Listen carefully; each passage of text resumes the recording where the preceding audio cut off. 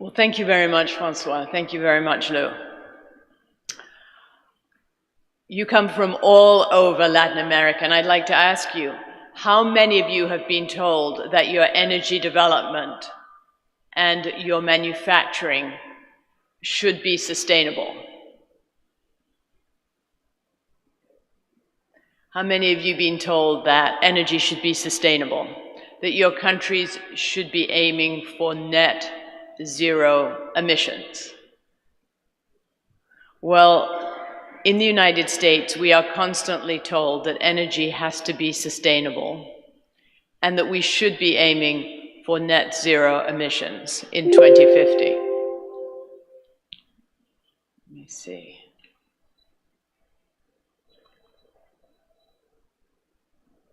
I'm afraid I need technical assistance.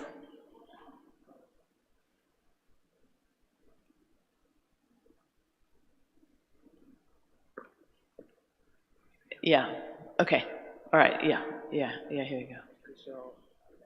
Yeah. So the people who are telling you this rely on the same sources for their running water, electricity, 24 hours a day, heat in their homes, and offices in the winter, and cooling in the summer. Some of these people also plan to transfer billions of dollars to your countries as reparations for conventional fuel use, but use climate as an excuse for discouraging banks and investment firms from lending you money for the power plants that you need. BlackRock, State Street Global Advisors, and other major financial institutions are pressuring international development organizations, private corporations, and pension funds not to invest in conventional fuels, not just in the United States, but anywhere in the world. These companies prefer that countries purchase wind turbines and solar panels, and 7 out of the largest 10 wind and solar manufacturers are in China.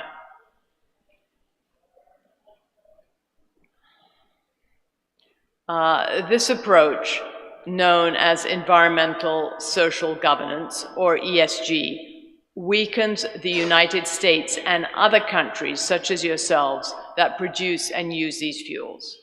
It helps China, which manufactures the preferred wind turbines and solar panels using coal-fired power plants. And we saw from Lou how much the emissions and number of coal-fired power plants in China are increasing. This approach means fewer jobs for Americans and Latin Americans, more jobs for Chinese. On its website, State Street suggests 4 ways to influence countries' investments, all of which would benefit China.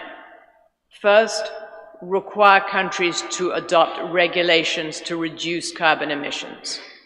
Second, raise consciousness of climate change through more ESG education. Third, take over corporate boards. And finally, organize global pledges to cut emissions. Well, government departments in the United States are actively discouraging investment in oil, gas, and coal, claiming that such investments pose a risk to the environment. Firms producing and relying on conventional fuels are finding it harder to get capital to expand because they face higher rates to borrow. But China is financing the coal-fired power plants in emerging economies that American institutions refuse to fund. California and President Biden have aspirational goals that all new vehicles sold in the United States be plug-in hybrid or electric by 2035. This trades US energy security, its reliance on home-produced oil and natural gas, for dependence on batteries made in China, including with child labor and with slave labor from Xinjiang. The United States cannot produce these batteries at a lower cost than those slave-made in China. These are aspirational goals made through regulations by unelected bureaucrats. And because electric vehicles are more expensive, this would raise the cost of transportation, further weakening the American economy.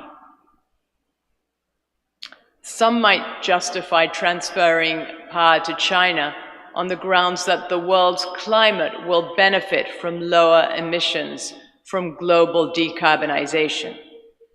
But China's production of energy components uses dirty coal, as we heard, increasing global emissions. Consider that the United States had 225 coal-fired power plants, and China has 1,118, half of all the coal-fired power plants in the world. Since 2010, the United States has reduced coal-fired electricity by 100,000 megawatts, and China has increased it by 580,000 megawatts. Between 2005 and 2021, the United States cut its carbon emissions by 970 million metric tons, while China increased its emissions by about 5,000 million metric tons. Electricity for battery-powered vehicles is coming from coal and natural gas, rather than from renewables. If battery-powered vehicles could be charged with emissions-free energy, such as nuclear, then emissions from transportation could possibly be reduced. But solar, wind, and nuclear are generally fully used for other purposes, and so additional sources of energy to meet electricity demand come from coal and natural gas. 70% of the world's electric batteries are produced in China, and 83% of China's energy comes from fossil fuels.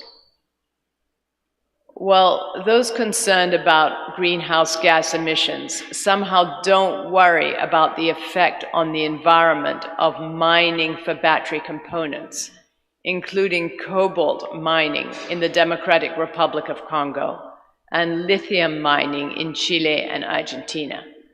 You're not allowed to mine coal, but you are allowed to mine lithium and cobalt and other minerals. Most people don't have access to indoor garages for overnight charging, and charging vehicles at charging stations is time-consuming and expensive. Rather than trying to persuade other countries to abstain from conventional cars and fuels, the West should be encouraging all countries to use the most efficient forms of energy that they have, including natural gas, coal, and nuclear. This will raise standards of living, as Francois has pointed out, and disproportionately help the poor. The call for sustainability, a term that means not using efficient, dense sources of energy that modern countries enjoy, comes from the perception that rising temperatures, rising sea levels, and extreme weather events such as hurricanes, cyclones, and wildfires are linked to greenhouse gas emissions. But some research shows little change. Writing in the Journal of Climate, Jessica Winkle and others report that the number of hurricanes making landfalls is no greater than in the past. Increases in global damages from tropical cyclones are due to greater wealth in those regions where the cyclones exist. Other research shows change over centuries.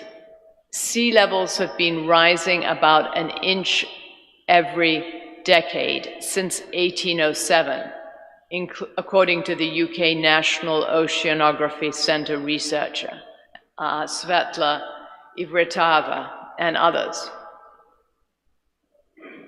The West attempts to reduce The West attempts to reduce fossil fuels in emerging economies, but many nations want and need greater industrial development and more conventional fuels, not less.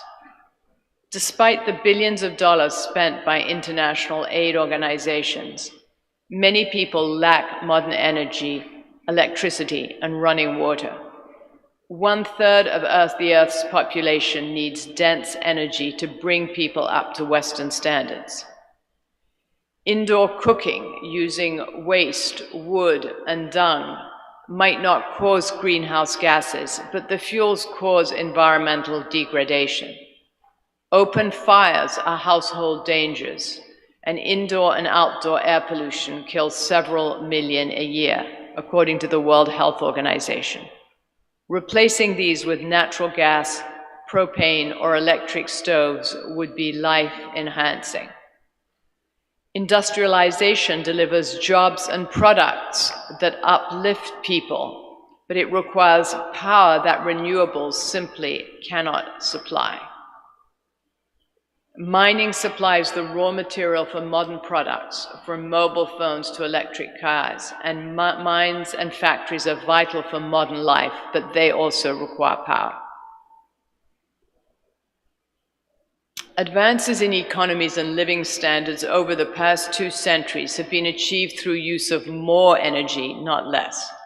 The misguided policies of Western countries to discourage energy use or condemn billions of people around the world to impoverished lives should not be followed. This poverty is collateral damage to the consequences of Western elites. Those who tell you to cut back energy that they take for granted and cannot imagine living without, these include high-pressure showers, reliable gasoline, clothes dryers, and large refrigerators. You shouldn't be listening to these kinds of people. If the world gives up energy security to China, countries will be left with the insecurity of higher transportation costs, higher electricity costs, and lost jobs. Climate change is going on, as it has been going on for millennia, and may result in rising sea levels. But using less energy will make people in these areas and around the globe worse off. It's less expensive to adapt to increases in temperatures than avoid weather event damages. Now with that, if you could raise the lights, and we're going to take just a few questions.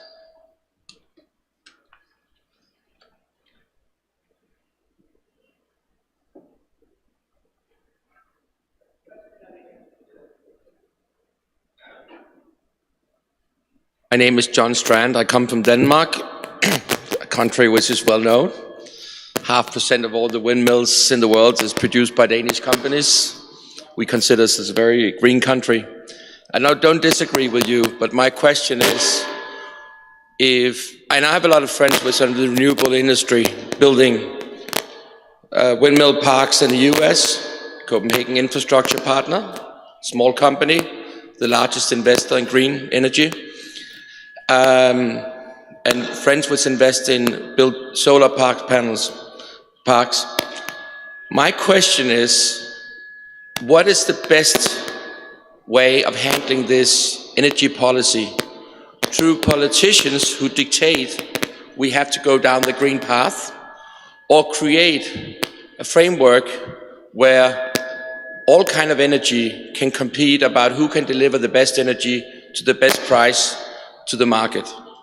The reality is, today, solar panel companies can produce electricity cheaper. Thank you very much. No, this is to Lou.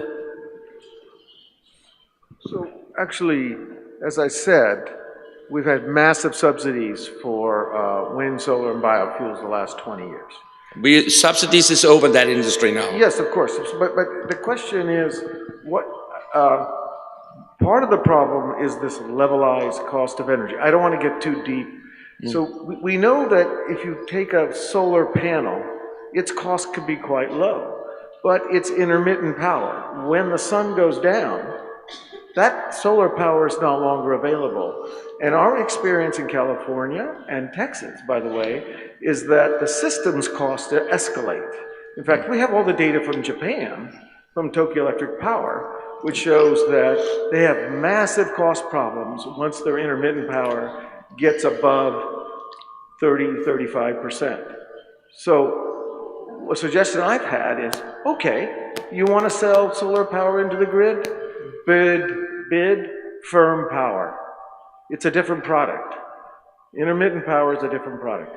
If we had everybody to bid firm power, at least we'd have some price discovery. We would know what it really cost. It's not that I disagree with you, but the reality is the grid in California is beyond shit, okay? It's so bad. So the grid in the US is bad. So if you invest... Excuse me, we're moving Sorry, on to don't the next interrupt me. question. Listen, I don't disagree with you. I'm just trying to say we have to look at facts. Nowadays, we build green energies without subsidies across the world. That's Thank you a reality. very much. Thanks for your question, but we have another question behind you. Thank you.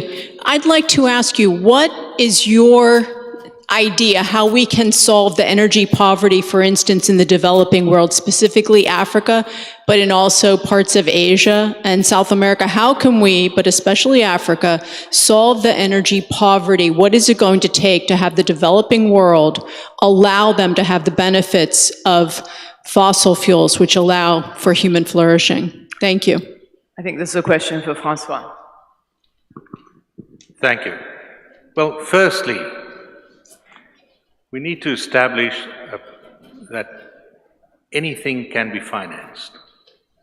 Because as soon as banks are not allowed to finance oil pipelines, when companies would have nothing to do with allowing oil pipelines to be built, when gas cannot be developed because of security problems, terrorism and so on, and when you find a situation where aid is provided on condition that it can only be applied to solar or other alternative energy means, it means that you don't have a solution to the problem of the people. You simply have obedience to the rules of the developed world. And I think it's time for the developed world to realize that people in Africa, as I'm sure people in South and Central America, have the same ambitions as people in North America and Europe.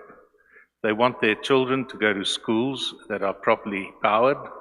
They want to cook with electricity or gas, and they want to be able to work in factories and mines and other places where there's base load.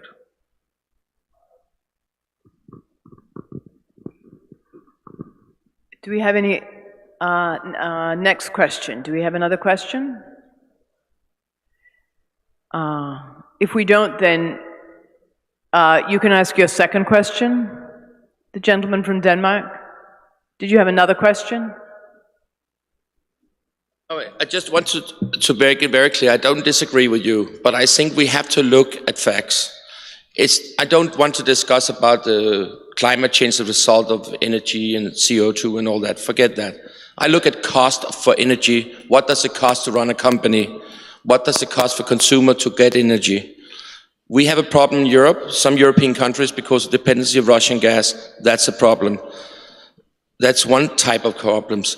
But the reality is, we see nowadays that the main problem in many countries is that the governments who owns the grid have not invested in the grids. So when you build green energy, which can compete without subsidies, then you cannot transport the energy from where you produce it to it's getting consumed. Okay, thank you. The fundament is an efficient grid. Okay, all right, yeah, thank you. Yeah. Let me respond. Actually, I don't disagree with you. If you have an open system and you can deliver the same product at a lower cost, it should win out. Now, the interesting thing, and that may be the case for Denmark, in fact, and I always say, you get 3 million people in an island, Denmark, are at net zero, but there are 300 million people in Indonesia. It's hot. Everybody wants an air conditioner, and they're going to need dense, reliable supplies on a massive scale.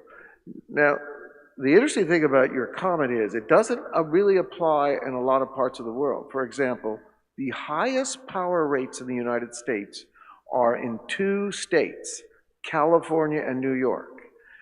And what is unique about those 2 states? They have massive feed-in tariffs for intermittent power. They have the least, California has a terrible grid, and you're right, they have underinvested in the grid. But you know, why have they underinvested in the grid? Because they put all their money into subsidizing these intermittent sources, and they forgot they were supposed to build out the grid. They forgot they were supposed to clean the forest lands to prevent the fires.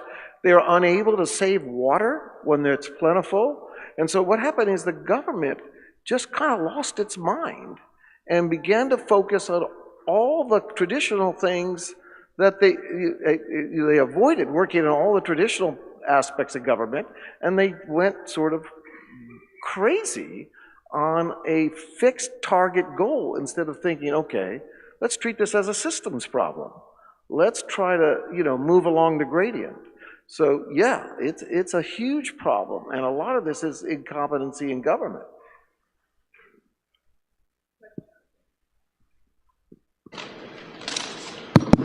My name is Mauricio Gomez. I am a senator from Colombia.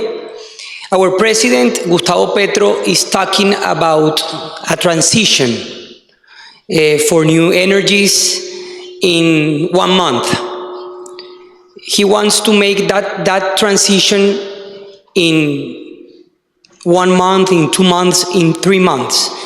What time or what lapse of time is responsible for a good transition in a country? Not Colombia, in any country. What is your advice for Colombia in this? So I don't know the specifics of this plan. I'll turn it over to my colleagues, but let me just give you an item from the U.S. The United States held a lease sale on public lands, a little bit like Colombia, not the same system. And under that system, it received revenues to the federal government of $1 billion. Half of that amount goes to the state of New Mexico, where the development took place. Nobody asked the question, okay, you want to stop oil and gas production for a transition? What about this money that New Mexico used to get? What about this wealth to build roads, hospitals, schools? Is someone going to talk to them and tell them, by the way, you're not getting this money anymore because we got solar and wind for you. And by the way, solar and wind doesn't pay any money into the government coffers. It eats money. So this is a kind of dilemma that policymakers refuse to tell their constituents. And so my response to that, without knowing anything, is that I would be quite cautious about any kind of forced... I'm going to invite you to Colombia so you can say that. I've been to Colombia, and it's quite nice. Okay. What I would add to that is you should also look at whether it's going to affect your food supply. Because if you make that change and there's not enough power available for food processing and food supply, you're going to have a food crisis.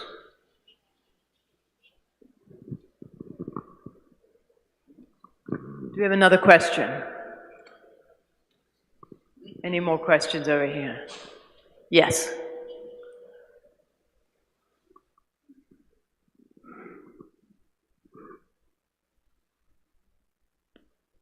Yo voy a preguntar en español, soy de México y acabamos de pasar precisamente la nacionalización del sector eléctrico.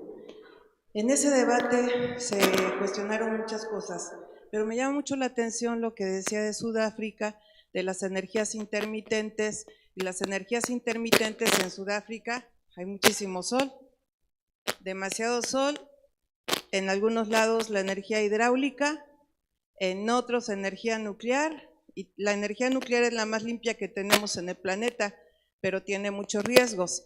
¿Por qué no se le apuesta al desarrollo tecnológico para desarrollar más estas fuentes que son intermitentes, que sí se va a requerir energía eléctrica, pero coadyuvaría para solucionar un problema con esas energías limpias, la solar, la eólica, la hidráulica, la nuclear, etcétera? ¿Por qué no utilizar el desarrollo tecnológico para cuidar el medio ambiente, la cuestión climática? ¿Por qué no apostarle más a ese desarrollo tecnológico? Puesto que las energías fósiles como el petróleo y el gas, el petróleo ya se nos está acabando también a nivel mundial.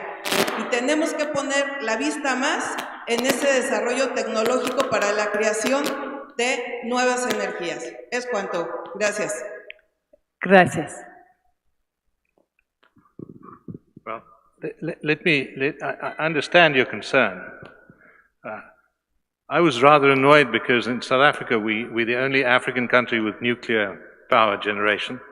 And I bought a beach house close to the power station because everyone told me it's going to heat up the Atlantic Ocean. And it didn't, you still can't swim there.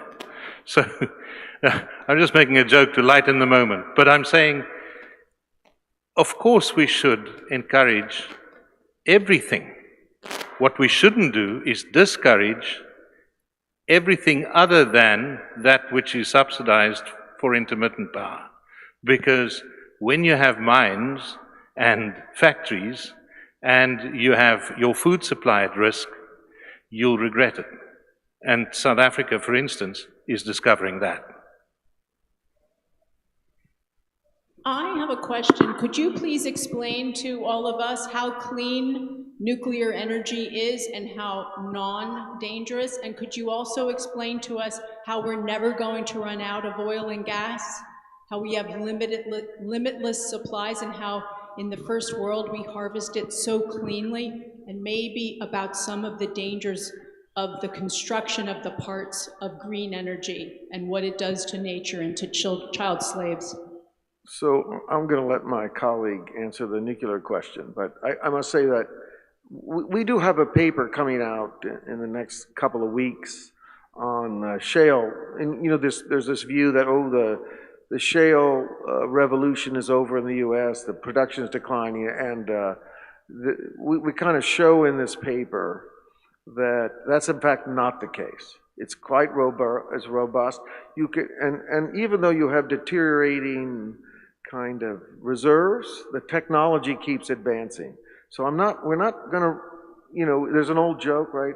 The Stone Age didn't end because we ran out of stones.